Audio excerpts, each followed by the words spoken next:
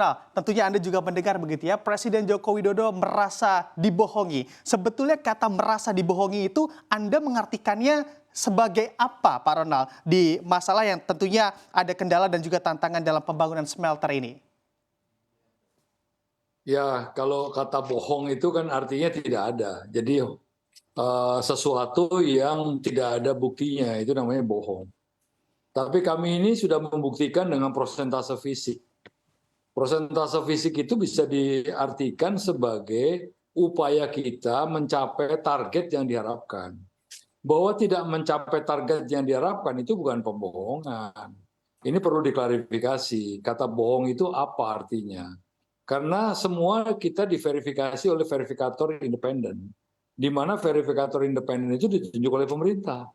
Kalau dia bilang bohong, yang bohong siapa? Yang bohong itu angkanya atau yang bohong itu pengusahanya? Ini perlu klarifikasi dan harus betul-betul penempatan katanya itu harus sesuai dengan kaidah bahasa Indonesia yang benar. Kalau saya dikatakan bohong, saya menyangkal keras karena kami bukan bukan tidak melaksanakan apa yang menjadi perintah undang-undang. Tapi kami belum selesai. Kalau belum selesai itu masih ada tenggat waktu yang harus kita selesaikan. Itu masalahnya yang sekarang kita hadapi. Oke, baik. Nah ini belum selesai ini apakah memang meleset dari target atau ada apa di sana, Pak Ronald?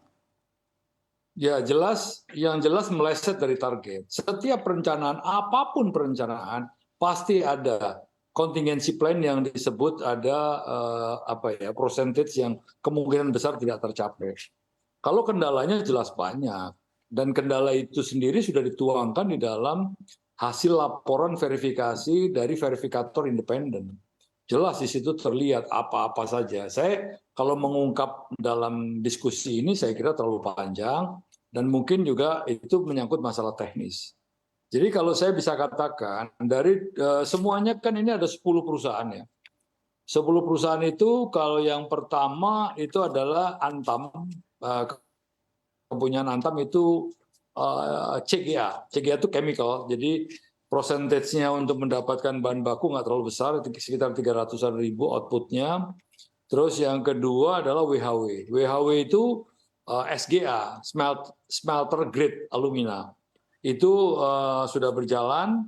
Itu adalah produk dari Undang-Undang Nomor 4 tahun 2009 sampai dengan 2014 kita tidak boleh ekspor lagi. 2017 selesai pabrik itu dibuat. Yang berikutnya BAI. Kalau BAI ini tidak menggunakan EUPOP ya, tapi menggunakan UI, artinya tidak ada kaitannya dengan material balance. Nah, sisanya adalah 7 perusahaan yang berkomitmen membangun smelter dan itu rata-rata persentasenya di bawah 50. Kalau di bawah 50 memang belum pada tingkat akhir. Biasanya 50 itu dari 30 ke bawah itu tapak pabrik, sarana dan prasarana, perizinan. Itu nilai bobotnya sekitar 30-an, sekitar 30 sampai 35. 35 ke atas itu procurement-nya sudah ada. Belum tentu barangnya itu ada di Indonesia, mungkin masih ada di Cina dan lain sebagainya. Nah, kalau yang sudah ada up structure dan lower structure itu biasa dimulai setelah 50 ke atas. Itu baru ada pemancangan seed pile dan lain sebagainya.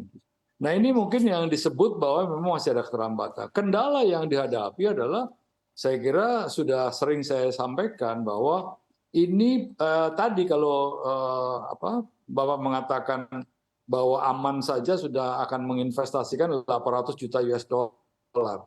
Kalau kami ini membangun dengan 2 juta ton, itu 1,2 miliar US dollar. Sangat besar sekali.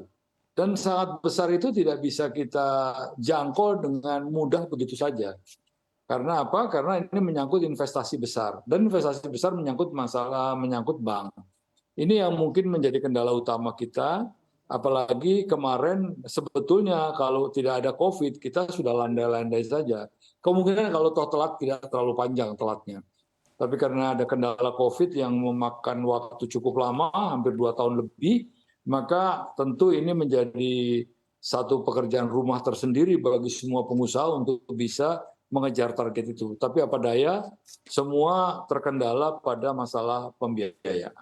Oke, masalah pembiayaan. Nah, ini bicara terkait masalah pembiayaan yang mana juga menjadi kendala utama Anda sebutkan tadi begitu ya, Pak Ronald. Sebetulnya dukungan dari pemerintah atas hal ini sejauh ini bagaimana sih dan apakah memang cukup menampung dari kebutuhan para ataupun dari sisi para pelaku usahanya? Ya kalau biasanya kalau pemerintah hanya memberikan apa ya clue ya, artinya memberikan perizinannya dan kalau sudah perizinannya pemerintah minta agar segera dilaksanakan. Jadi dari seluruh proses itu pengusaha sendiri yang harus tertatih-tatih untuk mengijawantakan apa yang menjadi perintah undang-undang, yaitu adalah hilirisasi dan mendirikan smelter.